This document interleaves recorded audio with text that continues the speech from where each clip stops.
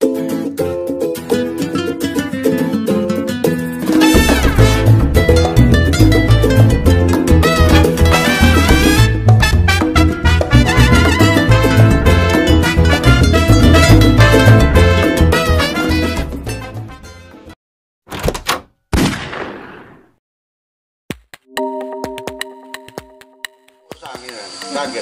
apa langsung mau divideokan itu kan. Tenang Mbak, ini dari tim kami gitu kan. Ini hanya ingin menggali beberapa perencanaan potensi. Nanti kesimpulan dari seluruhnya itu tadi ya Pak ya. Bapak nanti akan mempunyai dua keuntungan pokok menurut saya pribadi, yaitu Bapak akan belajar bagaimana mendata yang baik. Betul. Mohon maaf nih Pak ya, Iya. karena beliau ini termasuk orang yang ahli data Pak. Baik data. Iya. Jadi semua termasuk saya kalau ngomong sama beliau harus by data juga. Karena data bagi kita saat ini mungkin tersepelekan, tapi memang akurat. Harus gitu. begitu kan? Iya. Validasi ya? Nah, yang kedua, insya Allah dengan data itu, maaf ya, bahasa anggaran tuh mengalir. Karena apa? Selama ini teman-teman apapun jenis kegiatannya, kembali lagi, ketika meminta bantuan atau dukungan saja, mereka kebingungan. Mereka keluarkan pengalaman-pengalaman yang sebenarnya pengalaman itu tidak bisa dijual. Tapi dengan data,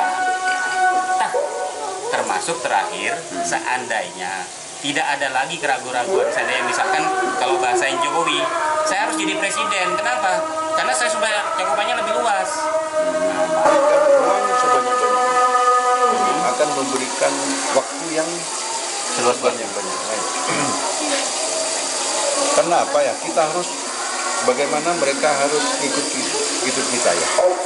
Sebelum mereka itu harus ikut kita, tapi bagaimana kita ini harus memahami mereka dulu.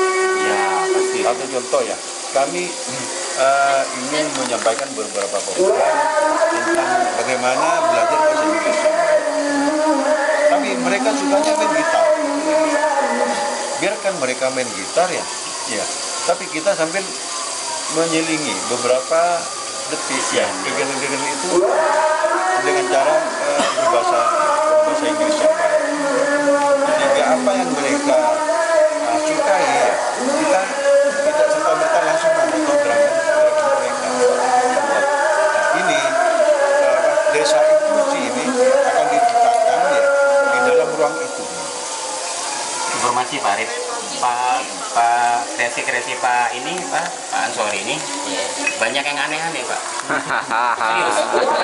Salah satunya beliau nih Pak, termasuk pimpinan daerah paling berani mengadakan kegiatan difabilitas. Saya juga bingung nih. Padahal orang-orang terpinggirkan difabilitas nih Pak. Tapi beliau ngasih ruang. Sudah berapa tahun Pak? Mulai tahun 2016. Dan apa yang terjadi Pak? Tidak ada yang tahu kan?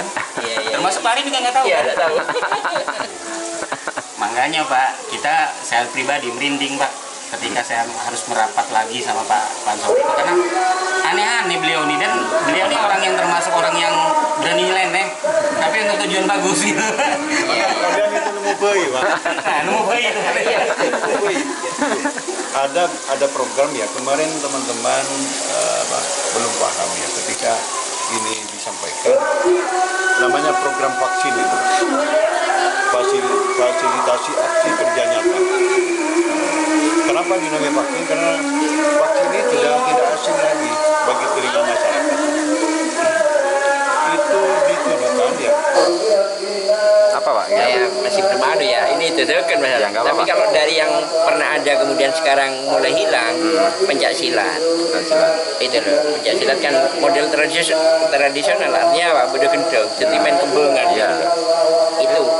Secara teoritisnya atau tekniknya gimana Pak? Caranya untuk merangkul semua itu?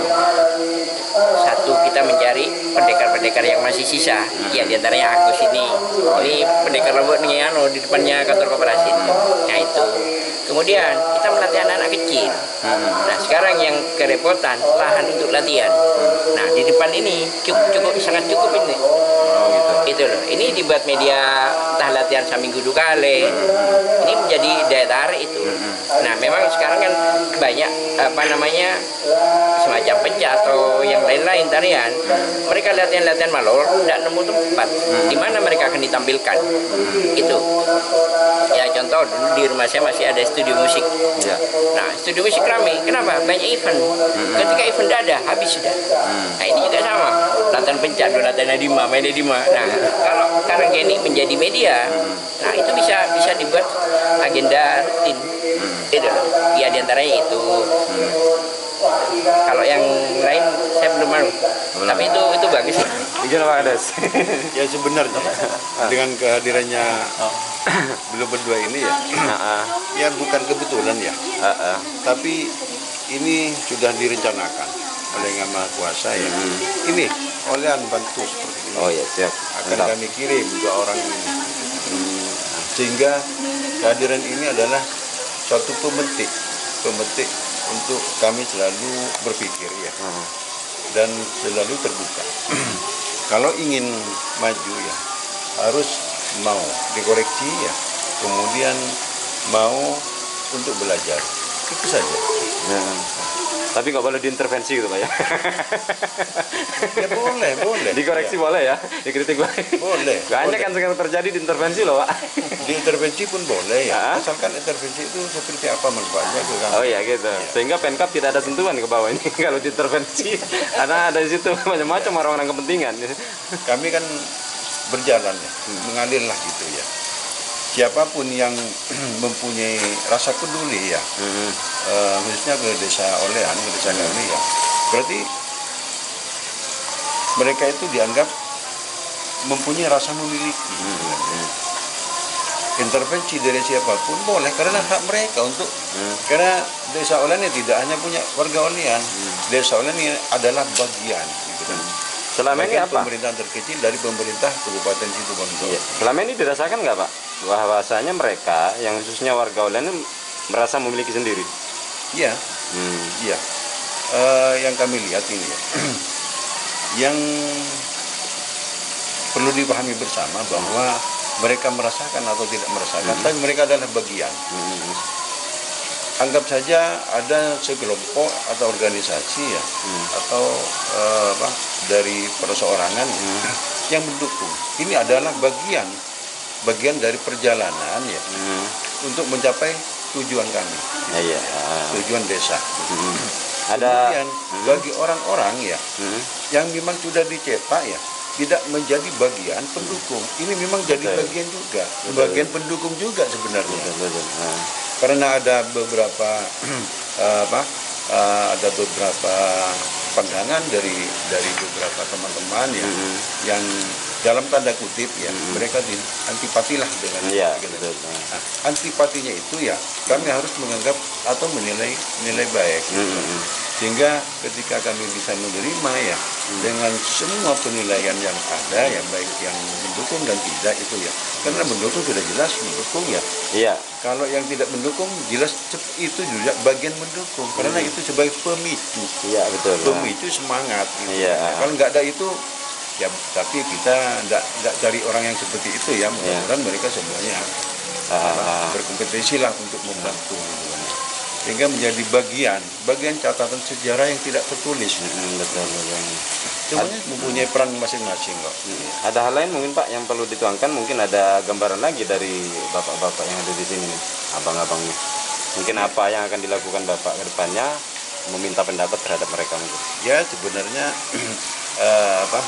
apa yang beliau sumbangkan ya, hasil dari pemikiran beliau ini juga sangat luar biasa. Iya. Tapi alangkah luar biasanya ya. Ketika beliau ini tidak hanya memberikan saran pemikiran, tapi bisa mendampingi. Iya. Gitu kan. Terjun langsung Pak ya. Seperti ini, iya. Semuanya ya untuk bisa bangkit kembali ya, untuk mendapatkan support kembali ini ya, tidak hanya bisa bagaimana kita untuk Karang Tarunanya memang nggak bisa, karena terlalu banyak lembaga-lembaga yang harus dibentuk di desa. Iya.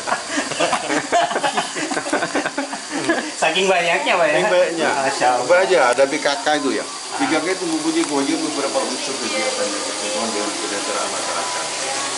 Dengan fokusnya adalah pemberdayaan masyarakat di lingkungan keluarga. Oke, teman dulu kan? Ya kalau kecuali kalau mau sakrep ya Pemdes sama Suara Kadon 6 ya, di situ ada isinya Bikoret juga ya. Monggo silakan buka linknya Suara Kadon 6 Olean. Suara apa? Suara Kadon 6 Olean. K.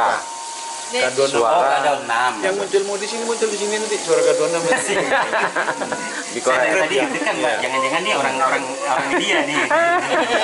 Tahu masuk di ini saya. Itu tuh Pak Musawir ya sama Pak Arif ini. Wajib sakrep nanti. Tidak langsung. Baik sahabat Bikoret, baru saja sudah banyak bincang-bincang tentang masalah bagaimana konsep ke depannya, termasuk wisata dan konsep yang lainnya. Kita akan mengagendakan pertemuan ini lagi di next berikutnya ya. Yang jelas Bikoret Kadon 6 cadas. Assalamualaikum warahmatullahi wabarakatuh.